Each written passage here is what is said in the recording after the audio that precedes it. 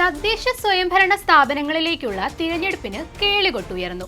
അടുത്ത വർഷം നടക്കുന്ന നിയമസഭാ തിരഞ്ഞെടുപ്പിന്റെ സെമി ഫൈനൽ എന്ന വിശേഷണവുമായാണ് തദ്ദേശ തിരഞ്ഞെടുപ്പ് ആവേശത്തിലേക്ക് കേരള രാഷ്ട്രീയം കടക്കുന്നത്.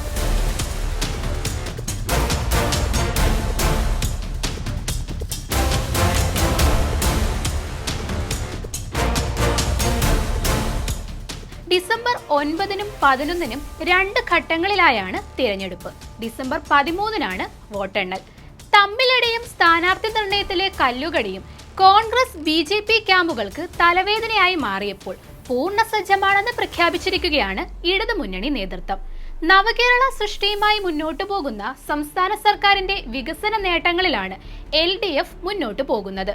സംസ്ഥാനത്ത് കഴിഞ്ഞ 10 വർഷമായി നടപ്പാക്കുന്ന സമാനതകളില്ലാത്ത വികസന നേട്ടങ്ങൾ ഉയർത്തിക്കാട്ടിയാകും ഇടതുപക്ഷം തിരഞ്ഞെടുപ്പിനെ നേരിടുന്നത്.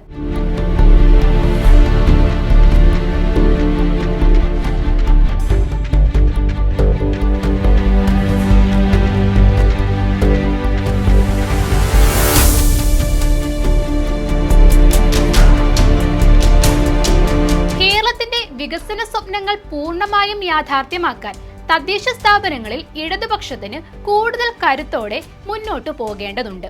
ഡിസംബർ മാസം തിരഞ്ഞെടുപ്പ് നടക്കുമെന്ന് ഉറപ്പായതോടെ മുന്നണികളിലും പാർട്ടികളിലും സ്ഥാനാർത്ഥി നിർണയ സീറ്റ് വിഭജന ചർച്ചകൾ നേരത്തെ തന്നെ ആരംഭിച്ചിരുന്നു.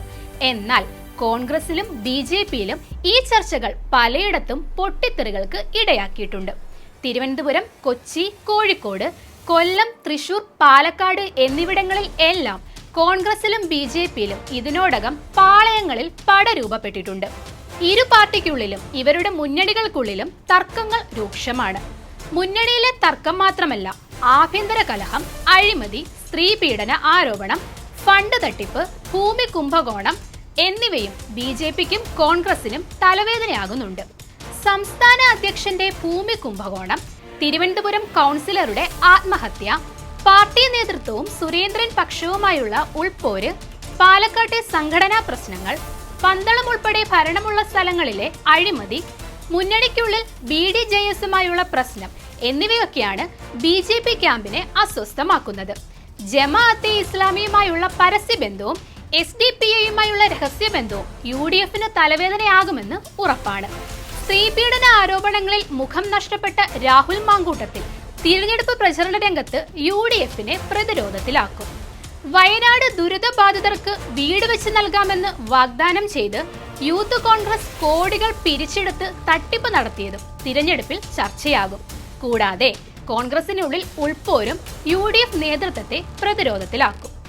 രാഹുൽ ഷാഫി കൂട്ടുകെട്ടും മുഖ്യമന്ത്രി സ്ഥാനം ലക്ഷ്യമിട്ട് സതീശനെയും ചെന്നിത്തലയെയും വെട്ടാൻ KC വേണുഗോപാൽ നടത്തുന്ന കുതന്ത്രങ്ങളും പാർട്ടിക്കുള്ളിൽ പുകയുന്നുണ്ട്. ഇതിനെല്ലാം പുറമെ ശശി തരൂർ പാർട്ടിയിലെ കുടുംബവാഴ്ചയ്ക്കെതിരെ നടത്തിയ പരസ്യ ആരോപണത്തിന് ഇപ്പോഴും കൃത്യമായ മറുപടി നൽകാനോ തരൂരിനെതിരെ നടപടിയെടുക്കാനോ കഴിയാത്തത് കോൺഗ്രസ് നേതൃത്വത്തിന്റെ കഴിവില്ലായ്മയായി വിലയിരുത്തപ്പെടുന്നുമുണ്ട്.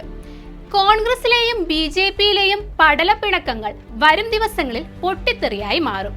വർഗീയ കക്ഷികൾ ഒഴികെ മറ്റു പാർട്ടികളിൽ നിന്ന് വിട്ടുവരുന്നവർ LDFന്റെ നയങ്ങൾ അംഗീകരിച്ചാൽ അവരുമായി സഹകരിക്കാൻ തയ്യാറാണെന്ന് മുന്നണി കൺവീനർ അറിയിച്ചിട്ടുണ്ട്. എന്നാൽ ആരുമായും രഹസ്യധാരണ ഉണ്ടാകില്ലെന്നും മുന്നണി നേതൃത്വം വ്യക്തമാക്കുന്നു. മതനിരപേക്ഷ കക്ഷികളുമായി മാത്രമാണ് LDFന് ബന്ധം. വർഗീയ കക്ഷികളുമായി LDF ബന്ധമുണ്ടാക്കില്ലെന്നും മുന്നണി നേതൃത്വം വ്യക്തമാക്കുന്നുണ്ട്.